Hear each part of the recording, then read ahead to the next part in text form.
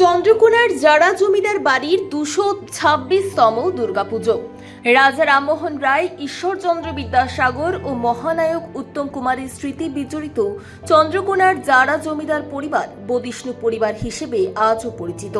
1155 বঙ্গাব্দে জারা জমিদার বাড়ি প্রতিষ্ঠা করেছিলেন রামগোপাল রায়। পরবর্তী সময়ে তার ছেলে রাজা রাজীব লোচন রায় বর্ধমান রাজার থেকে রাজা উপাধি লাভ করেছিলেন। তারপর জমিদার বাড়ি আরও বিস্তার লাভ করে এবং তিনিই জমিদার বাড়িতে দুর্গাপুজোর সূচনা করেছিলেন। পুজোর সময় জমিদার বাড়িতে কবি গানের আসর, যাত্রাপালার সাথে নরনারায়ণ সেবা হতো।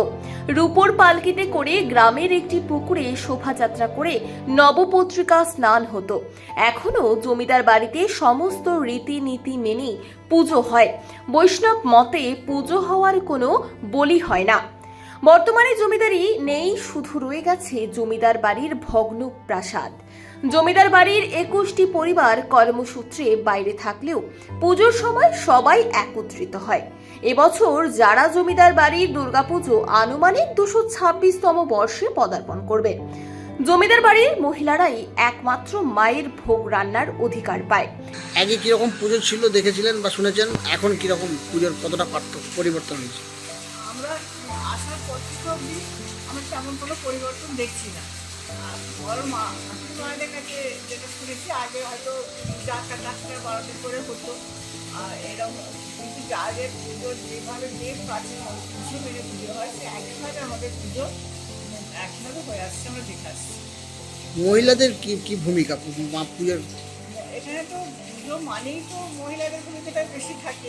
এখানেও তাই মা আসছেন, ছেলে মেয়ে সবারই ভূমিকা আছে, কিন্তু মেয়েদের ভূমিকাটা আমাদের আরও, যে তারা আমাদের সব থেকে বাড়ির প্রস্তুতির থেকে মেয়েরা বা বোনেরা নিজে হাতে মাকে ভোগ রান্না করে, পুজোর আয়োজন করে, ভোগ রান্না করে খায়।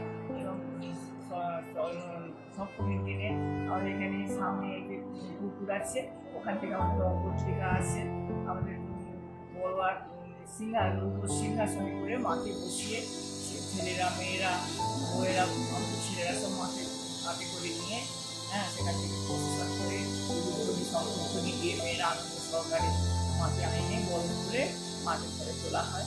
বংশ পরম্পরা মেনে মৃৎশিল্পী দিয়ে তৈরি হয় দুর্গা, লক্ষ্মী, সরস্বতী, কার্তিক, গণেশ। এবছরের প্রতিমা তৈরির কাজও চলছে জোর কদমে। রাজা রামমোহন রায়ের বন্ধু ছিলেন জমিদার রাজীব লোচন রায়, তেমনি যারা জমিদার বাড়ির সাথে সখ্যতা ছিল পণ্ডিত ঈশ্বরচন্দ্র বিদ্যাসাগরের। জমিদার পরিবারের আমন্ত্রণে যারা স্কুল প্রতিষ্ঠা করেছিলেন ঈশ্বরচন্দ্র বিদ্যাসাগর। যারা জমিদার বাড়িতে উত্তম কুমার তার এন্টানি ফিরিঙ্গি ছবির শুটিং করেছিলেন। এই যারা আর জমিদার বাড়িতে কবি গানের আসর বসত। বিখ্যাত কবিয়াল ভোলা ময়রা বেঁধে দেওয়া কবি গানে এই ছবিতে তুলে ধরা হয়। দুর্গাপুজো ছাড়াও কালী, বিষ্ণু, দেবতা, শিব সহ একাধিক দেবদেবীর প্রতিমাকে 3 বেলা ভোগ চড়িয়ে নিত্য সেবা করা হয়। এই রাজবাড়ির পুজোর বৈশিষ্ট্য হচ্ছে দুটো, একটা হচ্ছে পরম্পরা আর একটা হচ্ছে ঐতিহ্য। 1800 সাল থেকে সেই পরম্পরা অনুযায়ী আমরা বংশানুক্রমে এই পুজো করে দিয়ে আসছি এবং এখানে প্রত্যেকটি সদস্যই আমাদের এই পুজোতে অংশগ্রহণ করে। আর দ্বিতীয়ত হচ্ছে ঐতিহ্য। ঐতিহ্য শুধু আমাদের জারা বাড়িরই নয়, এটা জারার পুরো গ্রামেরই একটা ঐতিহ্য, যার জন্য সমস্ত গ্রামবাসীরা এই পুজোতে এসে আনন্দ উপভোগ করে।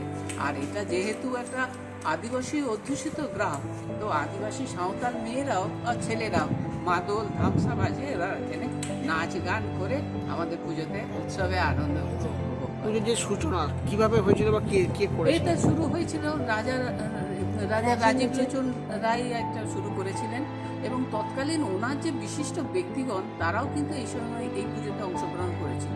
তার উদ্দেশ্য ছিল যে গ্রামের মানুষকে একত্রিত করে একটা জায়গায় এনে একটা উৎসবের আবহাওয়া তৈরি করতেন। তো সেই উদ্দেশ্য নিয়ে তিনি পুজোটা শুরু করেছিলেন এবং তখন থেকে প্রত্যেক গ্রামবাসীকেই তাদের খাওয়ানো দাওয়ানো এবং উৎসবে আনন্দে থাকা এবং সমস্ত কিছু ভরণ পোষণও রাজা করতেন আর কি। পুজো প্রস্তুতি বিরাটভাবে চলছে, মানে আমাদের ঠাকুর পড়া শুরু হয়ে গেছে।